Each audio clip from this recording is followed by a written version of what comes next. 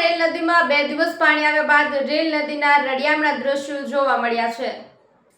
લીલાછમ વૃક્ષો અને દૂર દૂર સુધી નદીના પટના કારણે રેલ નદીના અદ્ભુત દ્રશ્યો જોવા મળ્યા છે। ધાનેરા તેમજ ઉપરવાસમાં વરસાદ પડવાના કારણે ધાનેરાની રેલ નદીમાં પાણી આવતા લોકો અને ખેડૂતોમાં ઉમંગનો અવસર આવ્યો છે। રેલ નદીમાં પાણી આવતા ખેડૂતો ખુશખુશાલ જોવા મળ્યા હતા। બીજી તરફ કેટલાય ખેડૂતોને પાકમાં નુકસાન પણ થયું છે। ત્યારે ધાનેરામાં 2 દિવસ રેલ નદીના નવા નીર આવ્યા બાદ આજે ધાનેરાની રેલ નદીની લીલી જમીન રળિયામણી લાગી ગઈ છે।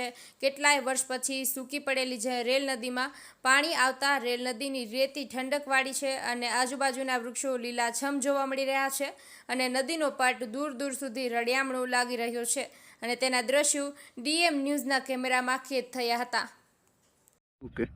ધાનેરા તેમજ ઉપરવાસની અંદર રાજસ્થાનના વિભાગની અંદર જે 2-3 દિવસમાં વરસાદ પડ્યો છે। વરસાદના કારણે ધાનેરાની રેલ નદીમાં પાણી આવ્યા છે। ખેડૂતો અને લોકોમાં ખૂબ આનંદ છવાયો છે। આવનારા સમયની અંદર સારો પાક થાય તેના માટે જે વર્ષોથી પાણીની માગણી હતી, જે માગણી કુદરત પૂરી કરી રહ્યું છે। આપ દ્રશ્યો બતાવીની કોશિશ કરીશું કે 2 દિવસમાં ચાલેલા પાણી બાદ જે ધાનેરાની રેલ નદીના જે દ્રશ્યો છે, સુંદર દ્રશ્યો જોવા મળી રહ્યા છે।